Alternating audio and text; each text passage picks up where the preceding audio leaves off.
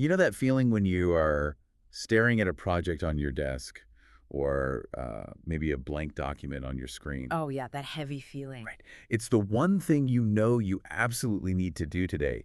You have the time, you have the resources, and yet there is this almost physical tightness in your chest. Like a quiet, invisible force just pulling you away. Exactly. Hmm. You suddenly feel the urge to, like, clean your keyboard or check your email for the fifth time or go grab a snack you aren't even hungry for. It is a totally universal experience. It's Yeah. that restless, low-grade dread that shows up hours before you even try to sit down and work. Yeah, you can almost feel it humming in the background of everything else you do. You really can. Well, welcome to another deep dive. Today, we are turning the microscope on your own habits, tackling the real psychology behind procrastination. And we have some fascinating material to go through. We really do. We're pulling from a comprehensive script today, Yeah. which is this massive blend of neuroscience, psychology, and real-world clinical case studies. The mission for this deep dive is pretty straightforward, but I think it's incredibly profound. Yeah, we want to understand why our brains block us from doing the things we actually want to do. Yeah. And we want to map out a science-backed path to work with our minds instead of constantly fighting against them. Which is such an important framing. I mean, the way society traditionally talks about procrastination is just entirely wrong. Oh, completely. We treat it as a moral failing. We label it as a lack of discipline, or willpower. Okay, let's unpack this. Because the quiet contradiction hidden in the sources completely flipped my perspective. It's a game changer. It really is. Your brain isn't being lazy when you procrastinate. It is actually actively protecting you from something it perceives as dangerous. What's fascinating here is that this avoidance is fundamentally a survival circuit. It is thousands of years old. Wow, thousands of years. Yeah. When you are looking at that daunting task, your brain is reacting to a looming deadline almost the exact same way our ancestors' brains reacted to a predator in the brush. Which sounds wild, right? I mean, a spreadsheet is not a saber-toothed tiger. No, but your brain doesn't always know the difference. Right. But whether you are staring at an untouched project on your desk right this very second, or you're dealing with this lingering sense of self-doubt, stick with us. Because before we can start changing our routines, we really have to understand the biological hardware driving them. Exactly. So why does avoidance feel so physical? Why do we get that actual tightness in the chest? To understand that physical sensation, we have to look at the tug-of-war happening inside your head. You have two competing systems in your brain fighting for control over your behavior. Okay, who are the players? On one side, you have the limbic system. This is ancient, it is incredibly fast, and it is driven entirely by how you feel in the immediate present. So it's basically your brain's alarm system. Exactly. And on the other side, you have the prefrontal cortex. In evolutionary terms, this is much younger. That's the logic center, right? Right. It's responsible for planning, patience, discipline, and long-term thinking. So if I'm understanding this right, it's like trying to drive a car where the fear response is just flooring the gas pedal and the prefrontal cortex, the brakes are completely worn out. That is a perfect analogy. When you look at a task and it feels boring, unclear, or threatening to your self-image, the limbic system sends out a distress signal. It flags the task as a threat. Yes. And because the limbic system is older, it is naturally faster and louder than the prefrontal cortex. The brake pedal is just simply overpowered. So is there actual physiological evidence for this? Like, can we actually see the brakes failing? We can, yeah. Neuroimaging research backs this up beautifully. When chronic procrastinators are shown tasks connected to their avoidance patterns, their amygdala, the core of that alarm system, shows heightened activity. Oh, wow. At the same time, there is reduced connectivity between the amygdala and the prefrontal cortex. So the structural communication between the emotion center and the logic center is literally weaker in that moment. Exactly. They are literally disconnected. But it makes me wonder if this is hardwired biology. Does this tug of war look the same for a 20-year-old as it does for a 50-year-old? That's a great question. Because the pressures we face change drastically over time, right? They do. And the source material highlights how the pressure points absolutely evolve.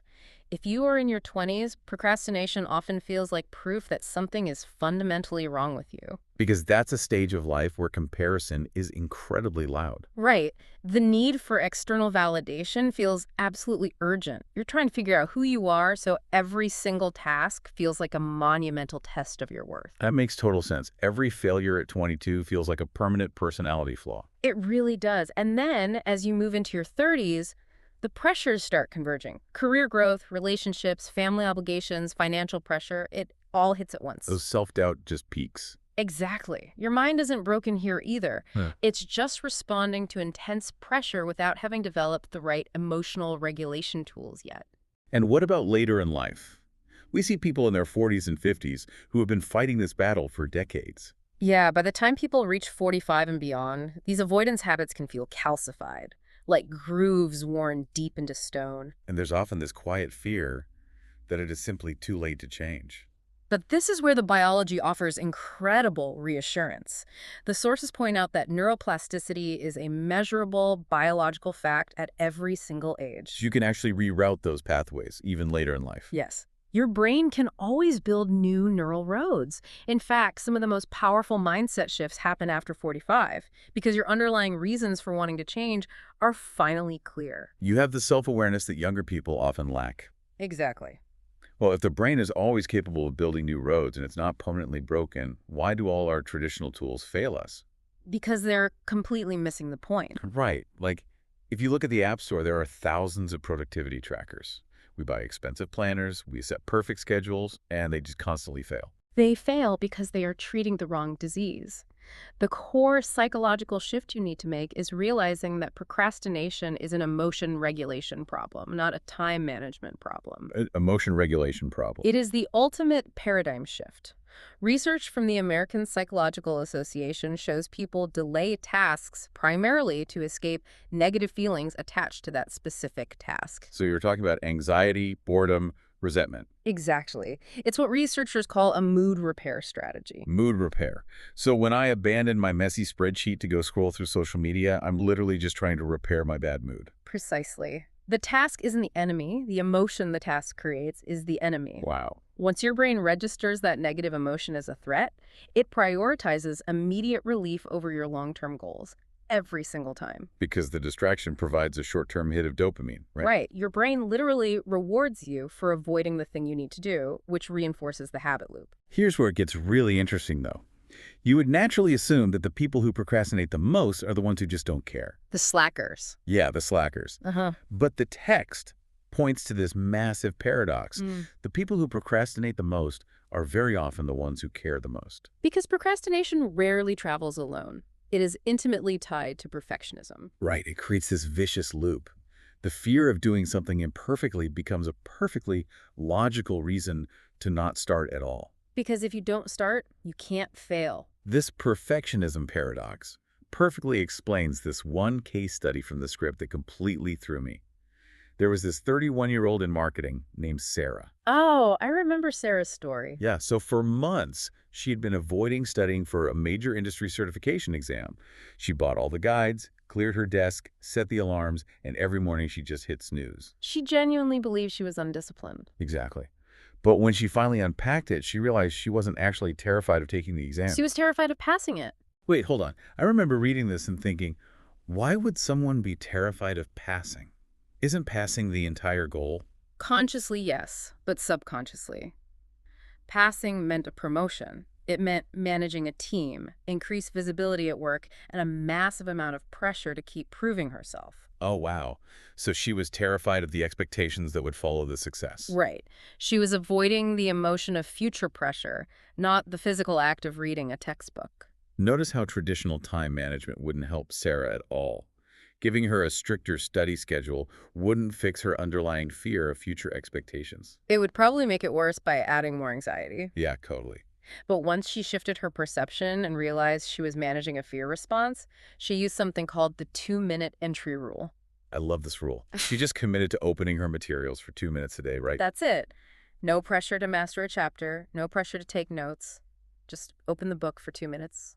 And because the brain fiercely resists massive effort but can tolerate tiny tasks, those 2 minutes usually turned into 20.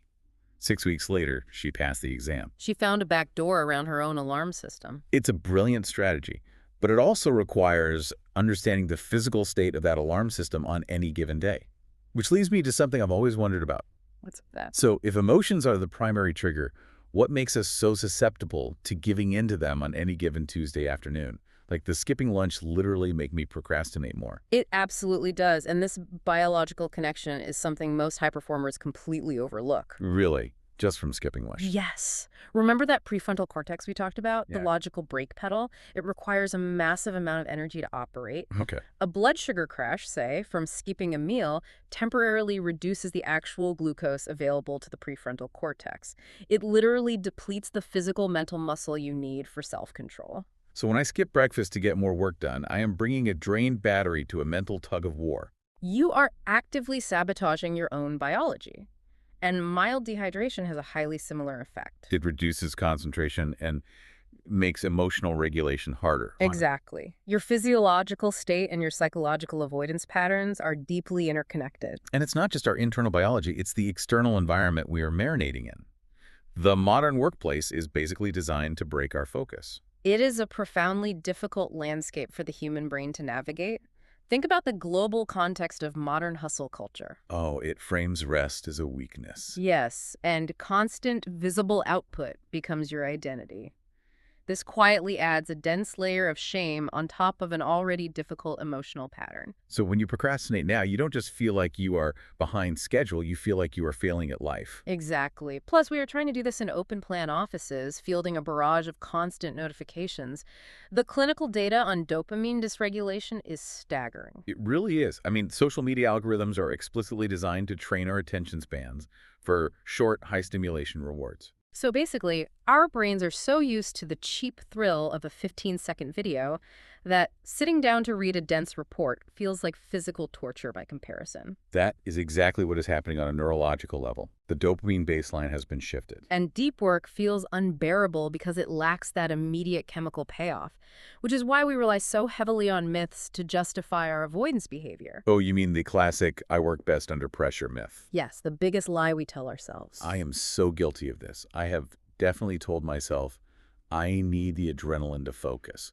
I'm a last-minute miracle worker. We all want to believe that myth. And to be fair, adrenaline will give you a short burst of hyperfocus. It will force you across the finish line. But the source is pretty clear on this.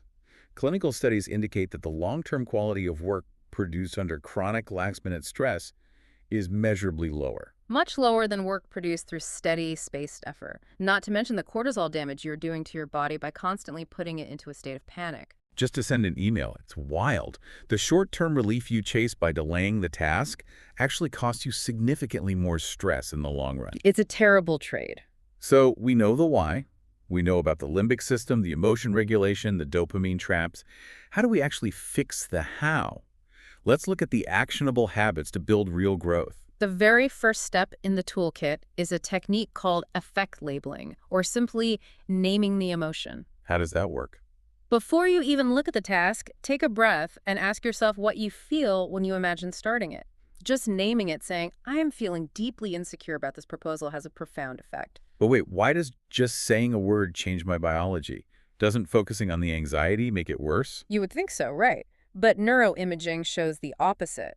When you put a feeling into words, you shift brain activity away from the amygdala and force the prefrontal cortex to process language. Oh, wow. So by bringing logic and language into the picture, you are naturally dampening the emotional alarm. Exactly. You're engaging the brakes. You have to name it to tame it. I love the mechanics of that. The next tool in our guide builds on that awareness, and it's about separating your identity from your behavior. This is crucial. We have this terrible bias in our internal monologue where we say, I am a lazy person. Which turns a temporary action into a permanent personality trait. Right.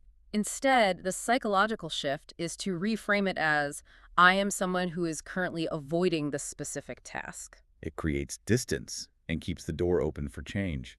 Words matter immensely to the brain. They really do. And once you create that distance, you can introduce structure. One of the most powerful structural tools is called implementation intentions.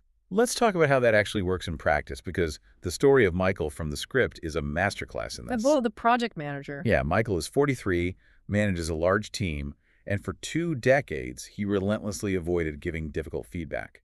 He assumed his identity was just, I am a conflict avoider. But when he looked closer at the emotion, he realized he was actually a severe people pleaser, terrified of being disliked. Which is an incredibly heavy emotional load to carry into a leadership role. Definitely. So to fix it, he didn't try to suddenly become an aggressive boss. He used implementation intentions, which is basically an if-then instruction. He decided in advance exactly when and where difficult conversations would happen. Right. He wrote down, if a project milestone is missed, then I will schedule a 15-minute feedback chat the following morning at 9 a.m. The genius of Michael's strategy is that he removed the burden of choice, because decision fatigue is a massive contributor to procrastination. Exactly. If you have to decide whether to do something scary in the heat of the moment, the limbic system will hijack the process and you won't do it. But if the decision was already firmly made yesterday, you bypass the emotional debate entirely. You just execute the plan. It's so effective. Another great tactic from our sources is the 10-minute worst first rule. This was highlighted by the story of Emily, right? The college student. Yes. Emily was writing her senior thesis. She had this one heavily researched section she had avoided for a full semester. The dread was paralyzing her. So she just committed to tackling the absolute worst part of it for just 10 minutes every single morning. Right away. Before she checked her phone, before anything else could interfere, and she finished a semester's worth of avoidance in 3 weeks. What Emily did was brilliant on a biological level. First, she gave her brain a safe entry point. The limbic system sees a 40-page paper as a massive threat, but it sees 10 minutes as a minor annoyance. 10 minutes doesn't trigger the alarm. Exactly. And second, she did it first thing in the morning when her prefrontal cortex was naturally most rested and had the most glucose available. Okay, but what happens when we inevitably mess up? Because no matter how many rules we set, we are going to slip and scroll for an hour. That's where the last tool comes in, and it's about self-compassion over punishment.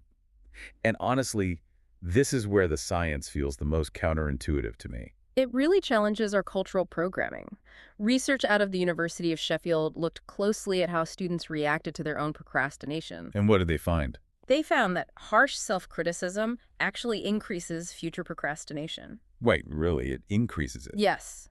If you beat yourself up for delaying a task, you are attaching even more negative emotion, guilt, and shame to that specific task. So you are literally making the monster bigger by yelling at yourself. You're guaranteeing the alarm bells will ring even louder tomorrow. Precisely. Whereas studies consistently show that people who forgive themselves after a lapse, who actively practice self-compassion, are significantly less likely to procrastinate on that same task in the future. Because by forgiving yourself, you are lowering the emotional stakes. And lowering the stakes makes it vastly easier for the prefrontal cortex to initiate action the next time. It is the ultimate hack for your brain. So what does this all mean? If we pull all these threads together, the biggest takeaway from our deep dive today is that procrastination is not a personal failure. It is not a lack of productivity. And it is certainly not laziness. It is a highly predictable biological survival response to pressure and emotional discomfort. And waiting for motivation to save you is a trap. A lot of people wait for a burst of inspiration to tackle hard things. But the data shows that motivation follows action. It does not precede it. If you wait to feel like doing something uncomfortable, you will be waiting forever. You have to build the momentum yourself, even if it's just 2 minutes at a time. Exactly. Overcoming this isn't a one-time switch you flip. Yeah. You don't read one book and cure it forever. It is a direction you choose every single day.